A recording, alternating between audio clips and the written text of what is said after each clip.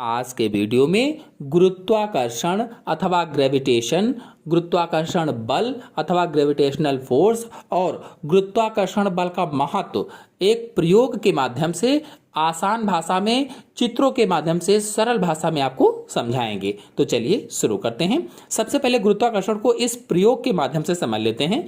देखिए, कोई भी वस्तु है, उस वस्तु को ऊपर ले जाकर स्वतंत्र रूप से छोड़ा जाता है तो वह पृथ्वी की ओर गिरने लगती है। जैसे यह एक पत्थर का टुकड़ा है, इसको एक पिंड आप मान सकते हैं।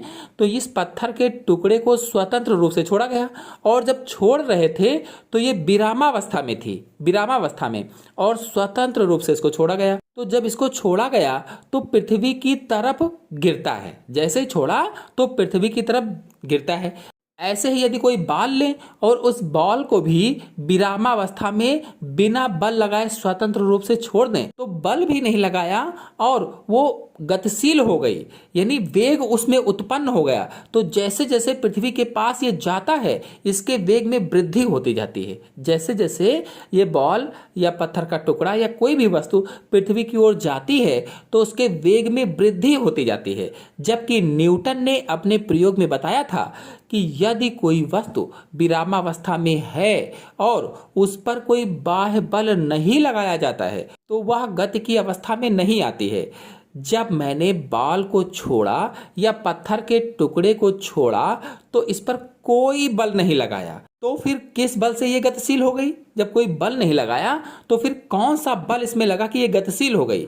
बता दें कि एक बार न्यूटन के सामने सेब के पेड़ से सेब टूटकर पृथ्वी पर गिरा तो उन्होंने विचार किया और निष्कर्ष निकाला कि सेब पर पृथ्वी के द्वारा आकर्षण बल लगता है जो सेब को पृथ्वी की तरफ गतिशील करता है, और इसी आकर्षण बल को गुरुत्वाकर्षण बल कहते हैं। अर्थात दो वस्तुएं एक दूसरे को जिस बल से अपनी ओर आकर्षित करती हैं उसी बल को गुरुत्वाकर्षण बल कहते हैं। या इसको ऐसे भी हम कह सकते हैं कि दो पिंडों के बीच लगने वाले आकर्षण बल को ही गुरुत्वाकर्षण बल कहा जाता है।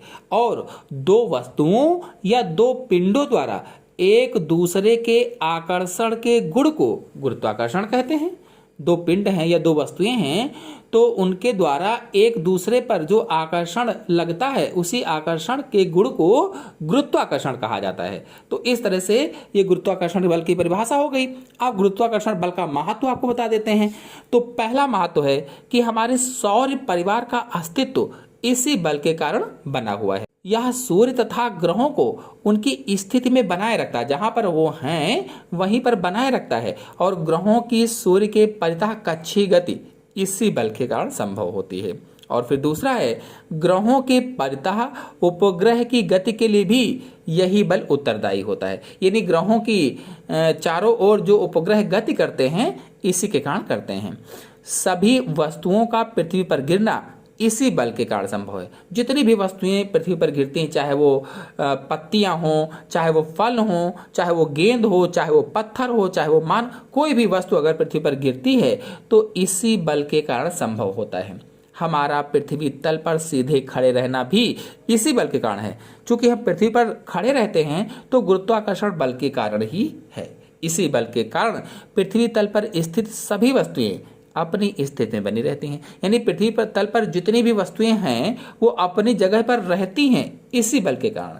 और आपको बता दें, पृथ्वी के चारों ओर वायुमंडल की उपस्थिति भी इसी बल के कारण संभव है। पृथ्वी के चारों तरफ जो वायुमंडल उपस्थित है वो गुरुत्वाकर्षण बल के कारण ही है। वर्षा और हिमपात भी इसी बल के कारण होता है। यानी अगर गुरुत्वाकर्षण बल ना हो तो जल की बूंदें वो नीचे नहीं गिरेंगी, जो वर्षा है वो नीचे नहीं होगी, बर्फ जो है नीचे नहीं गिरेगी। तो वर्षा और हिमपात माने बर्फ जो गिरती है वो इसी बल के कारण नीचे गिरती है। समुद्र में ज्वार भाटा भी इसी बल के कारण आता है। जो समुद्रों में ज्वार भाटा आता है वो भी गुरुत्वाकर्षण बल के कारण ही आता है। तो आशा है आपको गुरुत्वाकर्षण बल, गुरुत्वाकर्षण और गुरुत्वाकर्षण बल का महत्व अच्छी तरह से समझ में आ गया होगा। समझ में आ गया हो तो वीडियो को लाइक कीजिए, अपने दोस्तों में शेयर कीजिए।